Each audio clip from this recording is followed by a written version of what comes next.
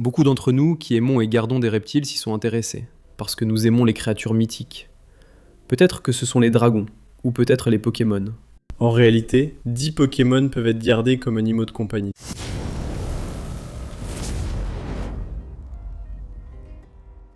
Enfant, j'étais obsédé par les Pokémon. J'ai la trentaine, donc c'était surtout la première génération, voire un peu la deuxième. Mais ici, je veux que ce soit pour tous.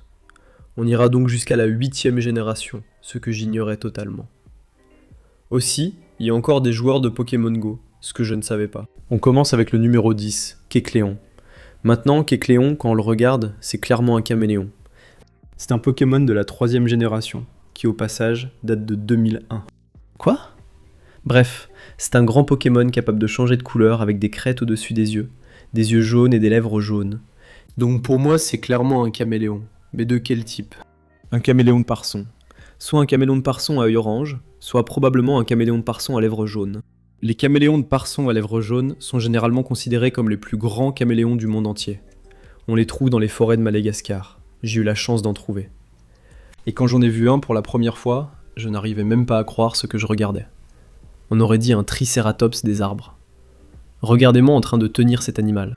Les mâles ont des crêtes incroyables, leurs pattes sont très puissantes, ils ont des griffes impressionnantes, leur force de préhension est incroyable, et leur langue est incroyablement longue. Ils sont assez grands pour ne pas manger seulement des insectes, mais aussi des petits lézards. Donc si vous trouvez un bébé caméléon à côté d'un de ces énormes caméléons de Parson, il y a de fortes chances que le grand cherche son déjeuner et que le petit en fasse partie. Numéro 9, c'est Drudigon, un Pokémon de la 5e génération, avec des angles hyper pointus partout. Ces sortes de nageoires en forme de voile un peu partout sur lui. Un Pokémon de type dragon qui mesure environ 1,50 m. Eh bien il s'avère qu'il existe un lézard que vous pouvez avoir et qui lui ressemble beaucoup. Le dragon à voile. Hydrosaurus est son nom latin. Et bien sûr, c'est pas exactement la même chose, mais si vous regardez un de ces animaux, un dragon à voile, vous penseriez sûrement que c'est un dinosaure, ou une sorte de dragon, une créature mythique.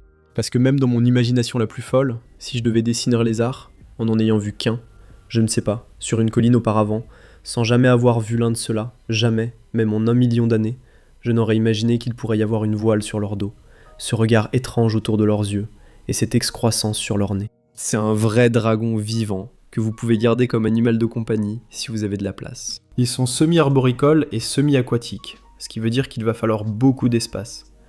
Vous allez avoir besoin de beaucoup de place pour en garder un. Ce n'est pas le meilleur animal de compagnie pour la plupart des gens, mais si je pouvais en avoir un, si j'avais tout l'espace du monde, si j'avais un zoo, j'en aurais certainement plusieurs, parce qu'ils sont vraiment incroyables. En 8e position, Au fait, je vous ai dit que je suis vieux. Ne m'en voulez pas si j'en prononce mal un, comme celui-ci. Jangamo, Bebekai, Jangamo, Jangamo. Cette petite créature est de la génération 7. Des yeux globuleux complètement fous, une drôle de petite queue noueuse, une toute petite créature. Et bien sûr, ça me rappelle, un gecko à queue noueuse. Évidemment. Les geckos à queue noueuse viennent d'Australie. Ils sont parfois d'un orange vif. D'autres espèces peuvent être un peu plus ternes. Ils ont des yeux complètement fous, de grands yeux. Et comme ils sont si petits, c'est encore plus prononcé. En plus, c'est une espèce de milieu aride, tout comme le Pokémon auquel on les compare. Et ils ont cette petite queue en forme de nœud, qui est presque identique.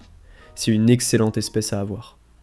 Ils sont un peu vifs, mais je pourrais les sortir, les filmer et les photographier toute la journée. Ce sont vraiment des créatures magnifiques. Et ils ont un peu de caractère, comme on pourrait s'y attendre. Numéro 7, Carapuce. Bon, celui-ci est évident. Carapuce est un Pokémon de la 1re génération. C'était mon préféré en 1998, quand j'avais la Game Boy Color originale. Pokémon bleu plutôt que rouge au fait. En CE2, je suis tombé amoureux de Carapuce. Bien sûr, Carapuce évolue en Carabaf, puis en Tortank. J'ai vraiment un Carapuce, un Carabaf et un Tortank, ce sont mes tortues à pattes rouges. Mais si vous voulez une tortue ressemblant à ce Pokémon, choisissez plutôt une tortue musquée. Les tortues de boue ressemblent beaucoup à Carapuce, ces minuscules tortues. Si vous voulez une tortue aquatique comme animal de compagnie, c'est souvent le meilleur choix, car elles sont rares et les gens ne les abandonnent pas facilement. Donc si vous en achetez une et que vous voulez la replacer, vous n'allez certainement pas la relâcher, elles sont plutôt chères. Mais aussi vous pouvez les garder dans des aquariums de 75 gallons, alors que si vous voulez une trachémide à tempe rouge ou quelque chose comme ça, vous ne pouvez certainement pas faire ça, ce n'est pas assez d'eau, ça va sentir mauvais. Votre maison sentira le bac à tortue.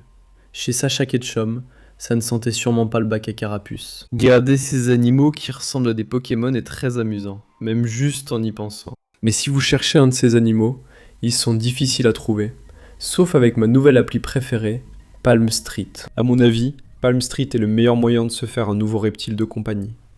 Tous mes amis et moi l'utilisons. J'ai l'impression qu'on commence quelque chose de grand. Une vraie communauté, alors qu'ailleurs on doute. Suis-je arnaqué? Cette personne est-elle réelle? Cet animal est-il vraiment celui que j'aurais? Avec une vente aux enchères en direct, comme le fait Palm Street, la personne à qui vous achetez, ou à qui vous pourriez acheter, vous montre exactement l'animal que vous allez recevoir. Vous pouvez poser des questions en direct sur le chat. Ils répondront et feront tourner l'animal, par exemple pour mieux voir la crête de la tête. Pouvez-vous me montrer l'autre animal que vous présenterez? C'est comme une conversation en direct, pour vous aider à prendre votre décision d'achat. Si c'est une place de marché classique, poser une question par email peut faire que l'objet soit vendu avant la réponse. Ici, vous obtenez des réponses instantanées avant de faire une offre. Et si vous êtes le meilleur enchérisseur à la fin de la vente, qui ne dure que quelques minutes d'ailleurs, vous avez un tout nouvel ami. Et en ce moment, c'est le moment idéal pour essayer. Je vois de plus en plus de nouvelles espèces chaque semaine sur Palm Street. Si vous voulez vendre vos reptiles, un lien spécial est dans la description ci-dessous. Et si vous cherchez à vous procurer l'un de ces reptiles sympas, Palm Street vous attend. Et il y a aussi un lien pour vous juste en dessous. Numéro 6, Igualta, qui est un Pokémon de la 6ème génération, et c'est très clair quand on regarde de quoi il s'agit.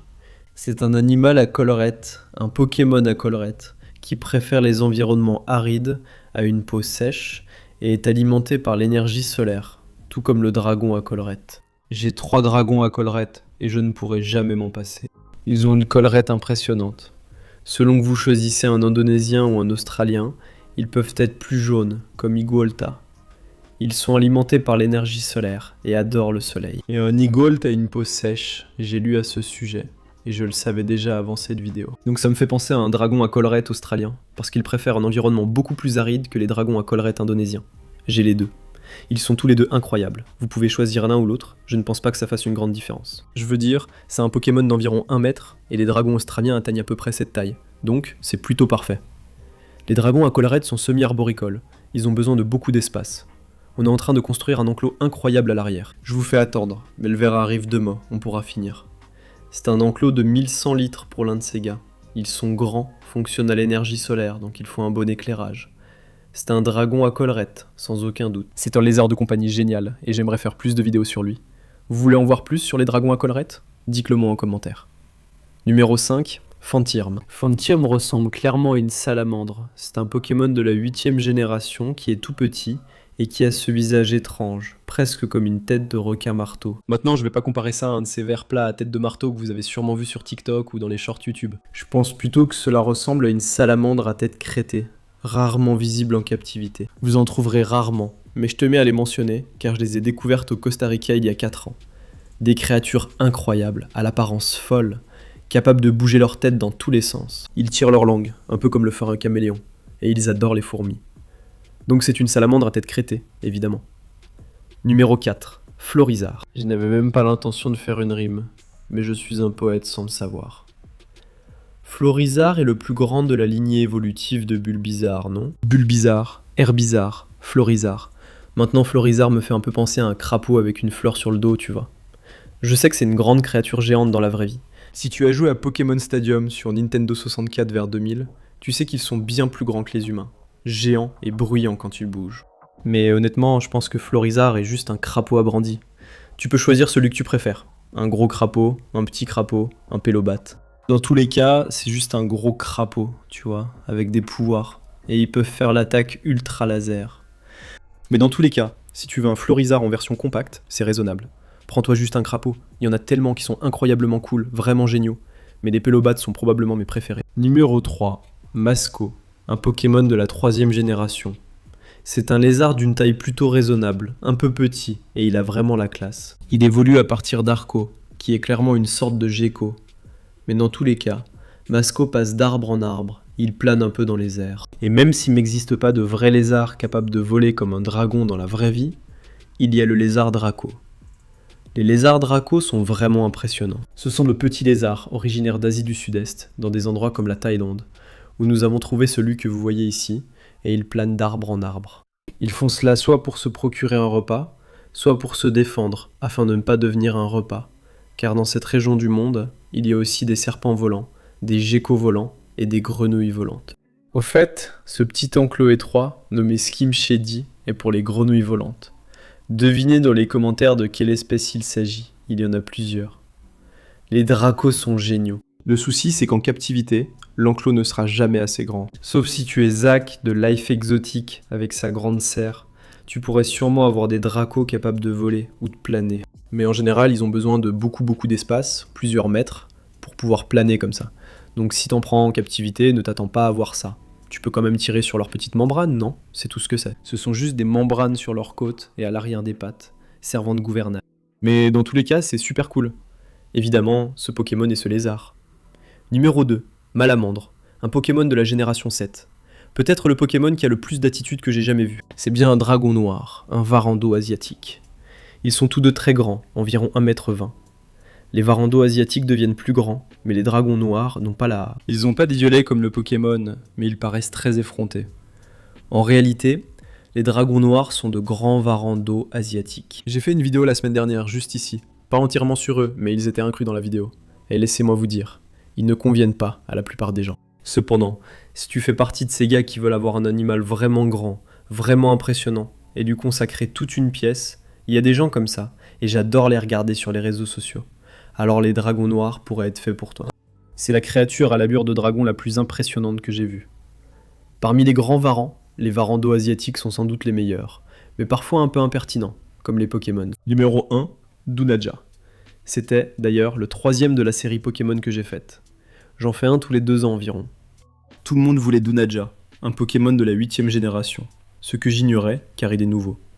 On dit qu'il ressemble à un serpent à nez retroussé ou à un cobra. Mais pour moi, un Dunaja, parce qu'il a cette sorte de renflement, ressemble à un serpent mangeur d'œufs sur cette image ici, où les serpents mangeurs d'œufs prennent un œuf dans leur bouche, jusqu'à peu près ici dans leur cou. Ils percent l'œuf avec une excroissance de leurs vertèbres, aspirent le jaune et recrachent la coquille. Pour moi, cela ressemble à un serpent africain mangeur d'œufs, qui sont vraiment cool. Il existe 2 espèces très similaires, toutes 2 d'excellents animaux de compagnie. Ils n'ont pas de dents, même s'ils essayent de mordre, donc cela ne ferait probablement rien. Peut-être que Trico est un iguanabande des Fidji, je n'y avais jamais pensé. Je tente d'inclure les iguanabandes des Fidji dans chaque épisode autant que possible. Bref, les serpents africains mangeurs d'œufs font aussi ce mouvement de déplacement latéral, où ils frottent leurs écailles les unes contre les autres, enfin contre eux-mêmes, et produisent des bruits étranges. Et ils ont cette attaque d'intimidation avec leur énorme bouche grande ouverte. Je les trouve géniaux, je les trouve super, et je pense que tu devrais cliquer sur les boutons j'aime et s'abonner, parce qu'on fait des vidéos 2 fois par semaine, le lundi et le vendredi.